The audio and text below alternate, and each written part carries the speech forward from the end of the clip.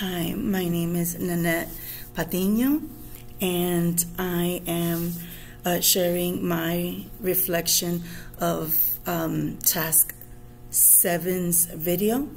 So I have a group of emerging L students who are in the 5th grade.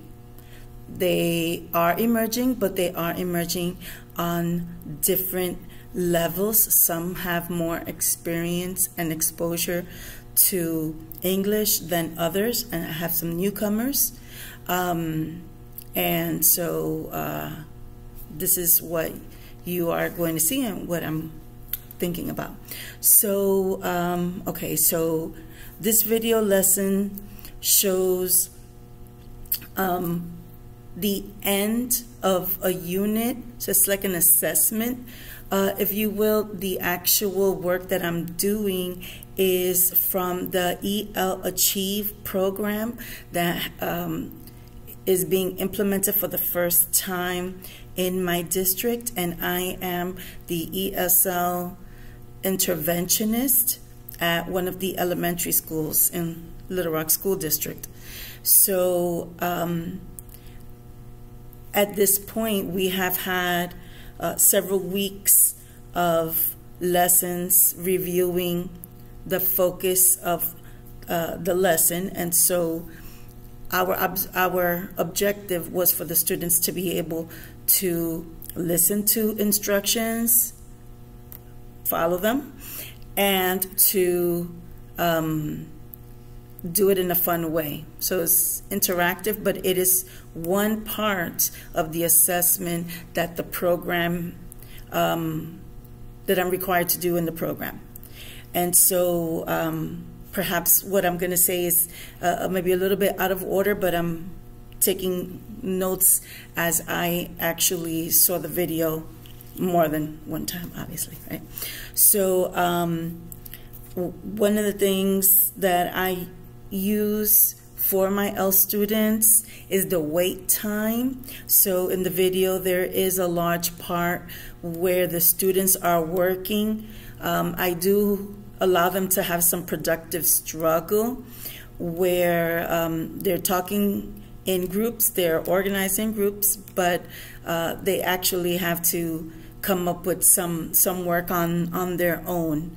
And so I allow them to have that wait time during working. I also modeled from the very beginning when I wanted for them to see what it was that they are expected to do. So I had the paper and just giving them that opportunity to see what I was doing. I started the lesson by reviewing the concepts that we had focused on in previous lessons. So if you notice, is grammar, because EL Achieve is a language program, and so we're talking about ways that we incorporate language into our daily life. And so the focus was, what do you do at school, and things that are related to instruction. In this case, it was math with the shapes, literacy with sequencing, and then for grammar, it was the prepositions that we talked about. And I also, as you notice, used some phrases in Spanish for clarification for my newcomers. They were familiar with what I wanted for them to do, because we have been every day for the last couple of weeks focusing on this unit, so that at this point they should be more comfortable using that language to communicate in the classroom with their peers or with me. The activity Oh, hold on a second. Okay, so I did spend time repeating things. I repeated the instructions. I gave them the instructions, and perhaps it was like a little bit much in the beginning, and I could have just sort of cut it a little bit as I'm thinking about it now. But I gave them time to engage with each other when I asked them to talk about what the prepositions were or what the sequencing words were. So that they had, you know, some opportunity to show me what they did remember. Normally, I would do more choral response where I say the word and then, you know, they would echo it. But for the assessment, I chose not to do it that way. I wanted to see what the students were able to share with me with and without my support. So I did spend time paraphrasing or translating some of the key words or like the sentences that I wanted for them to sort of grasp.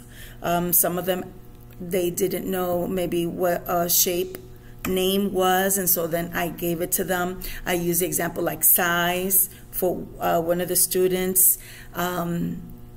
I read the prompt for the exit ticket, and one of my students wasn't too sure what that meant. So I reread it and I said it in Spanish to support him because that's the level that he is at.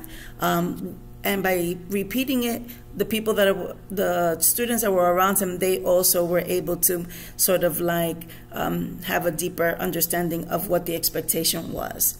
I did stand beside several students. I stood beside one of my girls with the mask because although she understands English, she wasn't able to follow along as well as I had anticipated. So I decided to come around her more often so that I can support her. I also went and visited with the boys in the back, and they were doing a really good job, and they were really trying their best because one of my students is a newcomer, and so it was a good setup that I put a lower language level student with a higher.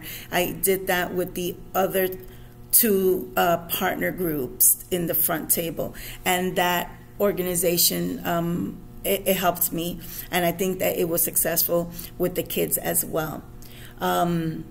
The student with the glasses who seemed off task at the beginning, he was paying attention. He's a very shy student, and so I know that about him. And when I do ask questions, he does give me the correct response. So although he may have seemed to be off task, he was really understanding, and he speaks very softly because he's not feeling confident about himself. And so I stood behind him and walked around him several times in the video just to see if he needed anything and just to see if he was being consistent with completing the task. And he was, and he participated well with his partner. I also had the opportunity to track the students, although I didn't take any written notes, but I walked around and I noticed what the students were doing, and I was able to make those adjustments and redirect them so that they didn't continue making the errors as they listened to their partners. So I guess next time I can take a little bit more of a focused approach to make some notes for them and then share. I did share some other things with the students after I finished recording, and I guess maybe in reflecting on it, maybe I just should have given them an opportunity at the end before they began working on the exit ticket to sort of talk to each other about what they learned. And I did it with another class, and I just didn't do it with this class because my time was sort of running out, and I felt like I needed to rush because my students change. I do a pull-out, and so I have a certain amount of time, and I was already going over. But that's something that I will be mindful of as I move forward with teaching the other lessons.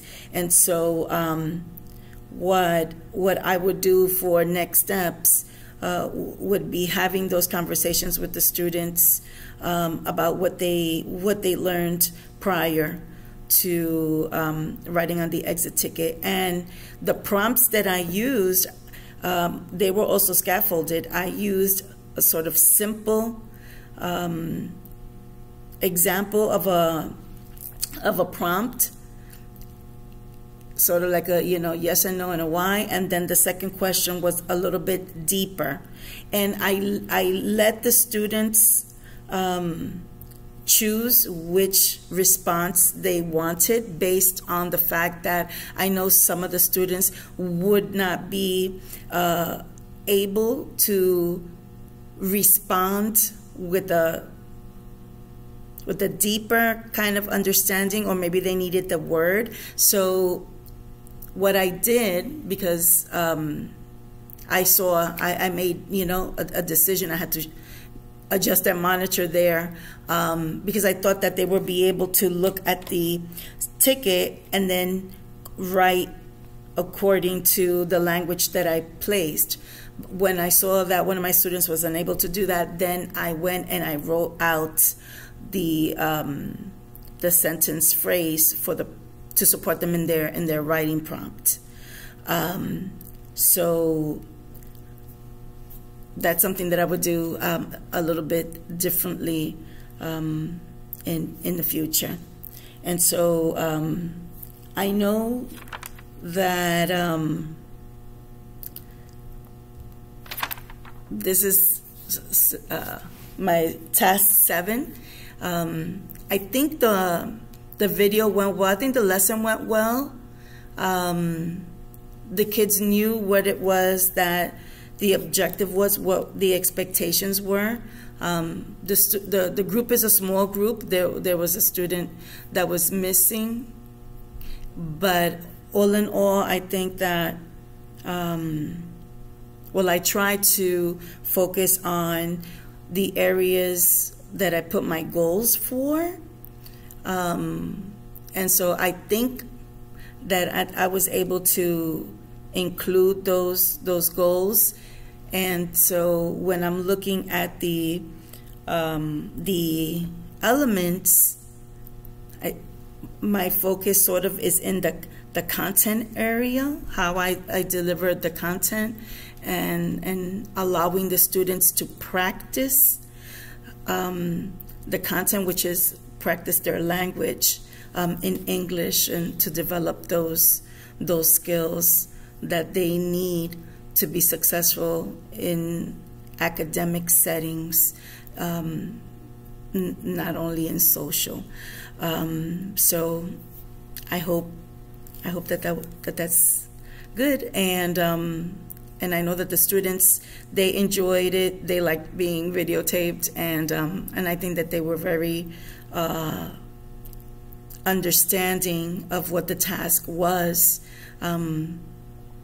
So I think it was successful, and so I hope you do too. Thank you.